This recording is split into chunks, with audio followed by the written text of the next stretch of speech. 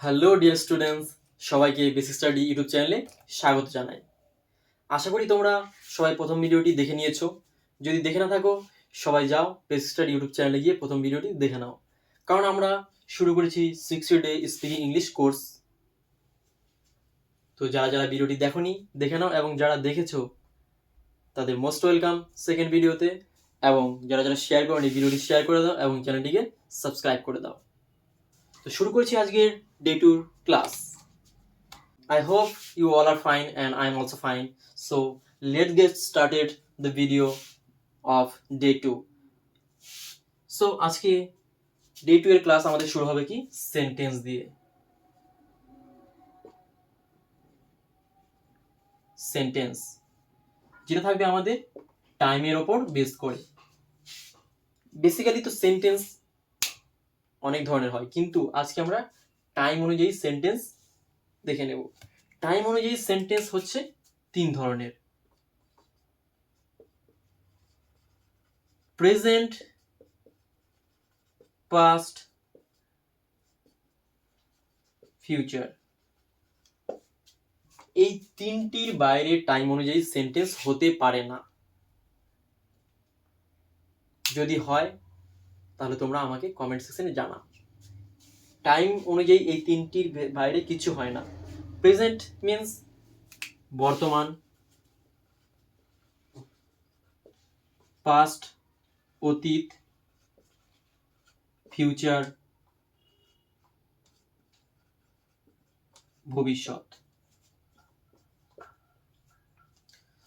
So কিন্তু অনেকে মনে হতে পারে যে আমরা হয়তো আজকে টেন্স করছি, কিন্তু না, আমরা আজকে বেসিক থেকে যেহেতু আমরা শুরু করছি, আমরা বেসিক বা রুট লেভেল থেকে শুরু করছি, তাই আমরা প্রেজেন্ট, পাস্ট, ফিউচারের যেগুলিতে বি ভার্ব ইউজ হয়, বি ভার্ব, সেই সেন্টেন্সগুলি আজকে আমরা দেখে নেব। সো অনেকের মনে কোশ্চেন হতে পারে, স্যার বি ভার্ব কি, বি ভার্বটা জিনিসটা কি? আপনি লিখে দিলেন হয়ে গেল? বি ভার্বটা আমাদের বোঝাতে হবে তো। হ্যাঁ, আমি আছি, আমি তোমাদের বোঝাবো বি ভার্বটা কি। বি ভার্ব মিন্স হচ্ছে, বি ভার্বটা হচ্ছে কি, যখন কোনো ব্যক্তি বা বস্তুর কন্ডিশন বোঝায় তখন তাকে বলে বি ভার্ব, তখন আমরা বি ভার্ব ইউজ করি। যেমন কি, আই এম এ ডক্টর, আমার একটি কন্ডিশন বোঝাচ্ছে। He is a farmer, he was A engineer, he will be army man, he will be police, say police হবে। এগুলি হচ্ছে কি বি ভার্ব, মানে কন্ডিশন বোঝাবে। তো আমরা প্রেজেন্ট কখন ইউজ করব? যখন কোনো সেন্টেন্সের মধ্যে হয় থাকবে। সে হয় ডক্টর, সে হয় পুলিশ, সে হয় টিচার, সে হয় স্টুডেন্ট। যখন কোনো সেন্টেন্সের মধ্যে হয় থাকবে তখন সেটা হবে প্রেজেন্টের মধ্যে। আর অতীত কখন হবে? ছিল। যখন কোনো সেন্টেন্সের মধ্যে ছিল থাকবে, সে একজন ডক্টর ছিল, সে একজন ছাত্র ছিল, সে একজন পুলিশ ছিল, যখন এই ওয়ার্ডটা আসবে তখনই সেটা হবে কি অতীত। আর ভবিষ্যৎ কি হবে। যখন এই হবে ওয়ার্ডটা থাকবে কোনো সেন্টেন্সের শেষে, তখন আমরা কি ফিউচার টেন্সে ইউজ করব।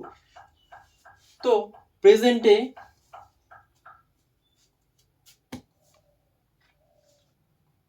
তো সবাই একটু এটুকু বোঝা গেল। I hope this is clear.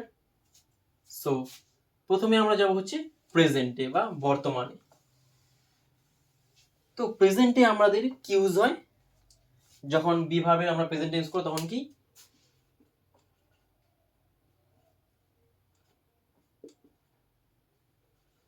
Is M R use করব। প্রেজেন্টে আমরা কি ইজ এম আর ইউজ করব। আমরা কিন্তু টেন্সে আসছি না, টেন্সে আমরা পরবর্তীতে আসব।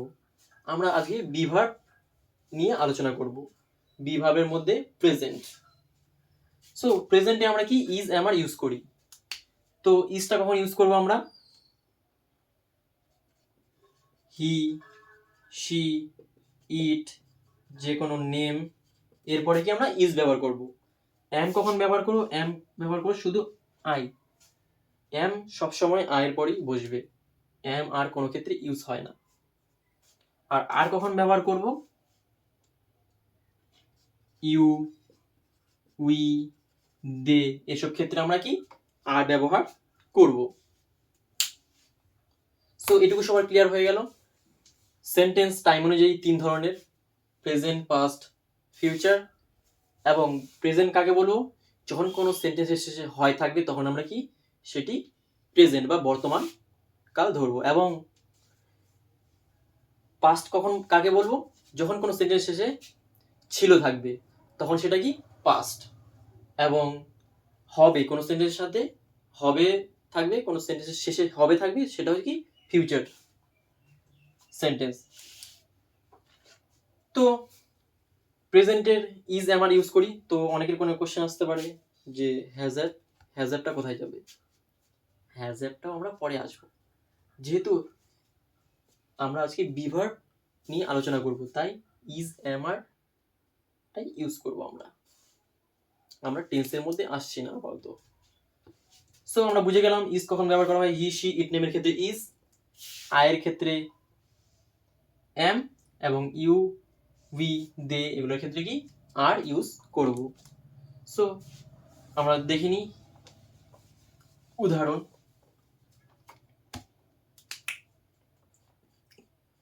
হি ইজ এ ডক্টর, সে হয় একজন ডাক্তার। তো স্ট্রাকচার ফলো করছে, হি, এর পরে ইজ, তারপরে কি আমাদের অবজেক্ট ইউজ হচ্ছে। সো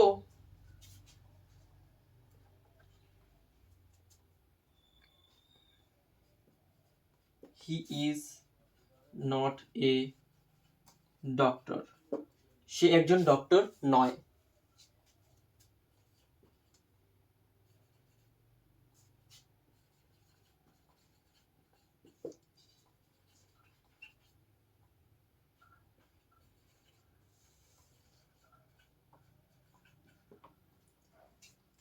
তো এই 4টি সেন্টেন্স আমি কেন লিখলাম?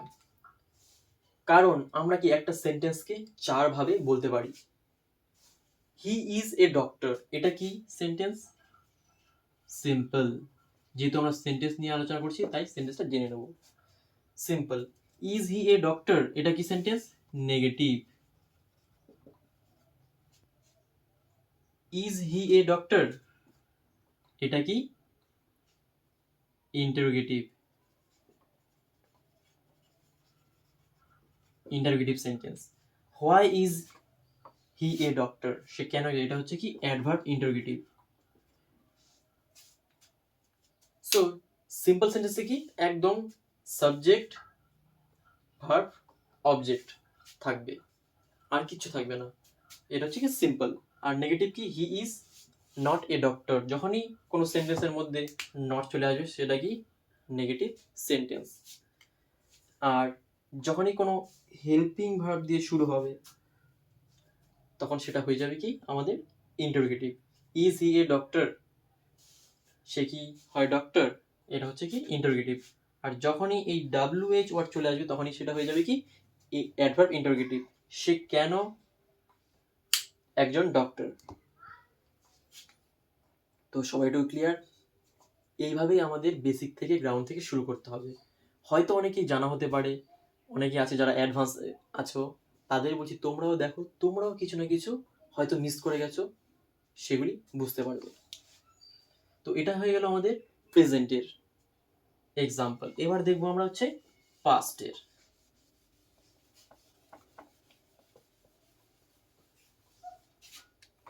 আমি আবারও বলছি তোমাদের এগুলো লিখতে হবে না বা নোট ডাউন করতে, তোমরা শুধু ভিডিওগুলি প্রথম থেকে শেষ পর্যন্ত দেখো।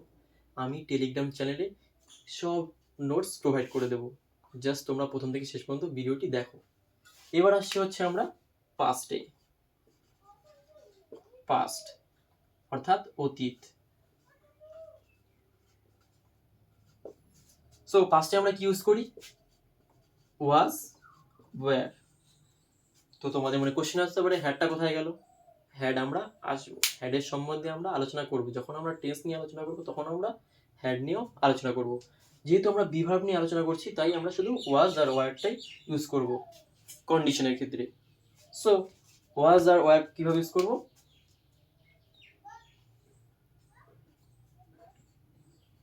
হি, she, it.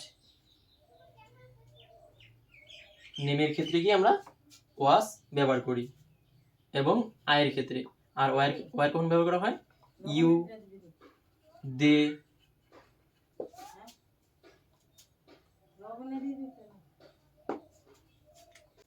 You, they, we, এসব ক্ষেত্রে কি আমরা ওয়ার ইউজ করব। সো আমরা এটা স্ট্রাকচার দেখে নেব, যে চারটি স্ট্রাকচার ইউজ করা হয়: simple sentence, negative sentence, interrogative, adverb, interrogative. হি ওয়াজ এ ডক্টর, এটা কি হয়ে গেল? Simple sentence. তারপরে কি আসছে?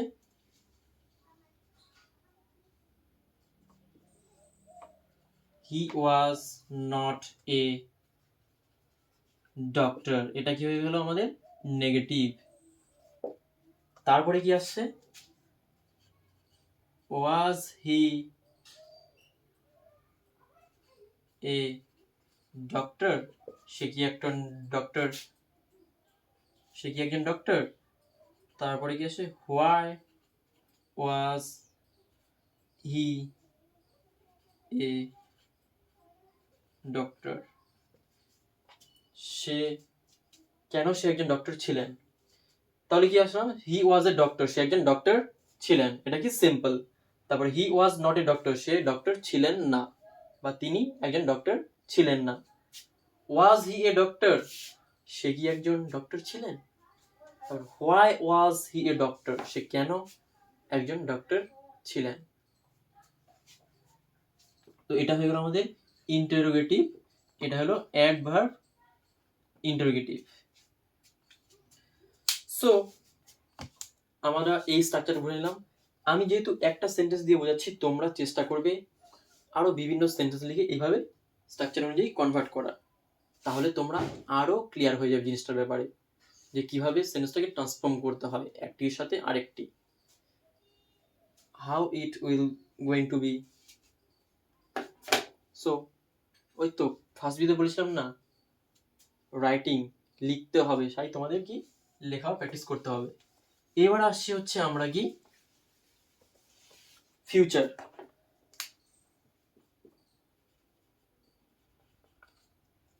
ভবিষ্যৎ, ফিউচার, ভবিষ্যতে। সো ফিউচার টেন্স আমরা কি ইউজ করি? Will be. তো এটার মধ্যে আর কোনো মেনশন করতে হবে না, কারণ আই থাকুক, হি থাকুক, সি থাকুক, যে কোনো কিছু থাকুক, তারপরে শুধু চোখ বন্ধ করে আমরা কি উইল বি বসিয়ে দেবো। তো সবাই কমেন্ট সেকশনে উদাহরণ জানাবে, তাহলে আমি আরো মোটিভেশন পাবো যে না তোমরা বুঝতে পারছো। তাই কমেন্টে তোমরা সেন্টেন্সগুলি উদাহরণ লিখবে, যে যে কটা সেন্টেন্স লিখতে পারো। যেমন কি আই উইল বি টিচার, আমি শিক্ষক হব। তোমাদের ফেভারিট হবি কি তোমরা কমেন্টে সবাই জানাবে। কেউ টিচার হতে চায়, কেউ পুলিশ হতে চায়, কেউ আর্মি। সো যার যার যেটা হবি তোমরা কমেন্টে জানাবে। আই উইল বি টিচার, তো এটাকে আমরা, এটা হয়ে গেল আমাদের সিম্পল। এবার আমরা এটাকে নেগেটিভ করব। যেমন কি I will not be teacher, এটা হলো নেগেটিভ। কারো টিচার নাও ভালো লাগতে পারে, তাহলে কি বলবো? I will not be teacher, আমি টিচার হতে চাই না। এবার ইন্টারোগেটিভ, উইল আই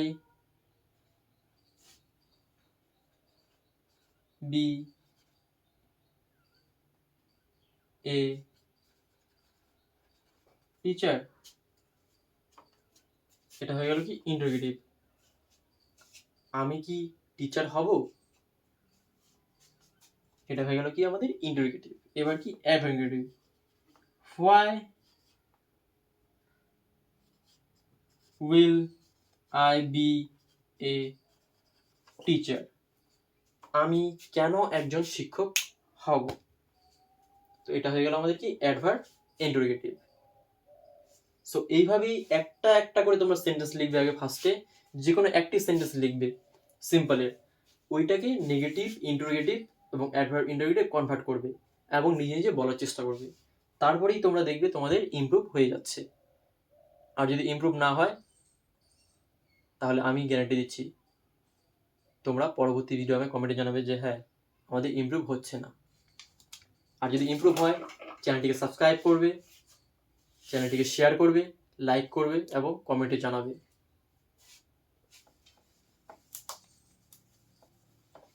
সো আজকে আমাদের ডে 2 ক্লাস এখানেই শেষ হলো। তো ভিডিওটি কেমন লাগলো সবাই কমেন্ট করবে এবং বেশি বেশি করে শেয়ার করবে। এবং এই 60 ডে তোমরা কোনো স্কিপ না করেই আমার ভিডিওগুলো দেখবে, তাহলেই তোমরা 60 ডের পরে ইংলিশে কথা বলতে পারবে। And I hope I can, you all can.